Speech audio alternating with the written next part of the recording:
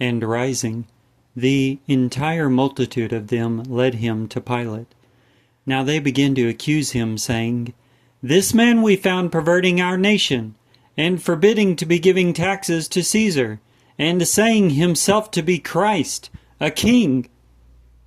Now Pilate inquires of him, saying, "You are the king of the Jews?" Now he, answering him, averred, "You are saying so." Now Pilate said to the chief priests and the throngs, "Not one fault am I finding in this man." Yet they were insistent, saying that he is exciting the people, teaching down the whole of Judea, beginning even from Galilee as far as here. Now Pilate, hearing Galilee, inquires if the man is a Galilean, and realizing that he is out of the jurisdiction of Herod, he sends him up to Herod, he also being in Jerusalem in these days. Now Herod, perceiving Yeshua, was overjoyed, for he was for a considerable time wanting to become acquainted with him, because of hearing much concerning him. And he expected to be perceiving some sign occurring by him. Now he inquired of him with ample words, yet he answers him nothing. Now the chief priests and the scribes stood strenuously accusing him. Now scorning him and scoffing at him, Herod,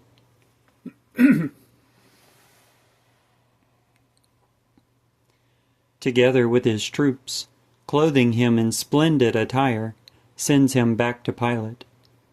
Now both Herod and Pilate became friends with one another on that same day, for before this they were inherently at enmity between themselves.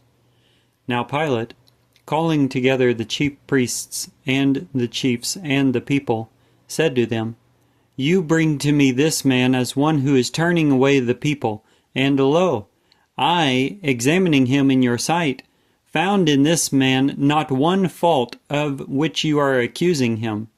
Nay, neither Herod, for he sends him back to us, and lo, nothing deserving of death is committed by him. Disciplining him then, I will release him." Now of necessity he had to release one for them at the festival. Yet they cried out all as one multitude, saying, "Away with this one! Yet release for us Barabbas!" Who was, because of a certain insurrection occurring in the city, and a murder, cast into jail. Now again Pilate shouts to them, willing to release Yeshua. Yet they retorted, saying, "Crucify! Crucify him!" Now for the third time he said to them, "What evil does this man? Not one cause of death did I find in him. Disciplining him then, I will release him." Yet they importuned with loud voices, requesting that he be crucified. And their voices and the chief priests prevailed. Now Pilate adjudges that it occur as they request. Now he releases he who, because of insurrection and murder, had been cast into jail, whom they requested. Yet Yeshua he gives up to their will. And as they led him away, getting hold of a certain Simon, a Cyrenian, coming from the field, they placed the cross on him to carry behind Yeshua. Now there followed him a vast multitude of the people, and of women who grieved and wailed over him.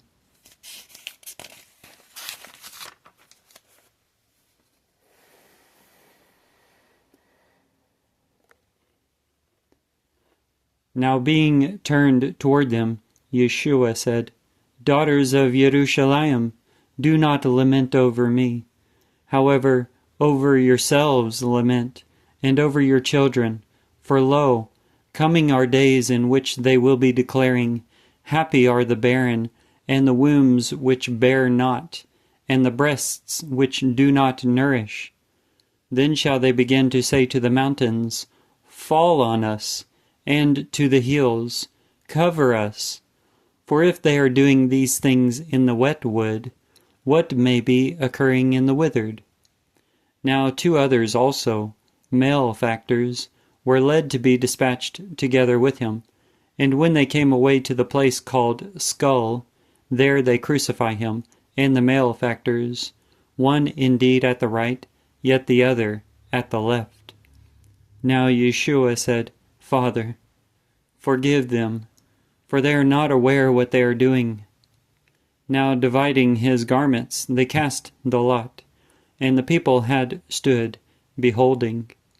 Now the chiefs also with them scouted, saying, Others he saves, let him save himself, if this is the Christ of God, the chosen one. Yet the soldiers also scoff at him, approaching, bringing to him vinegar, and saying, If you are the King of the Jews, save yourself. Now there was an inscription also inscribed over him in letters of Greek and Roman and Hebrew, The King of the Jews is this.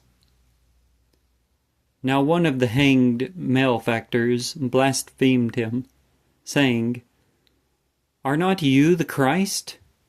Save yourself and us.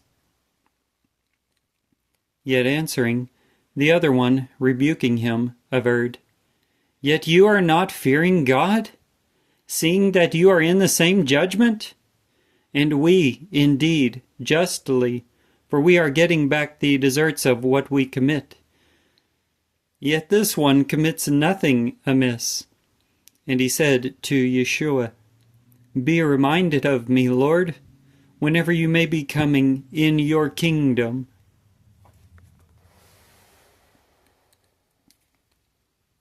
And Yeshua said to him, Verily to you am I saying today, with me shall you be in paradise. And it was already about the 6th hour, and darkness came over the whole land till the 9th hour, at the defaulting of the sun. Now rent is the curtain of the temple in the middle, and shouting with a loud voice, Yeshua said, Father, into your hands am I committing my spirit. Now saying this, he expires. Now the centurion, perceiving what is occurring, glorified God, saying that, Really, this man was just. And all the throngs which came along together to behold this, beholding the occurrences, beating their chests, returned. Now all those known to him, and the women who follow with him from Galilee, stood afar off, seeing these things. And lo, a man named Joseph, belonging to the counselors, and a good man, and just, he has not concurred in their counsel, and what they had committed, from Arimathea, a city of the Jews, and who also himself anticipated the kingdom of God. This man, approaching Pilate, requests the body of Yeshua, and taking it down, he folds it up in a linen wrapper, and he places him in a rock-hewn tomb, where no one was lying as yet.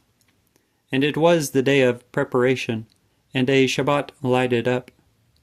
Now following after, the women who were come together out of Galilee with him, gaze at the tomb, and how his body was placed.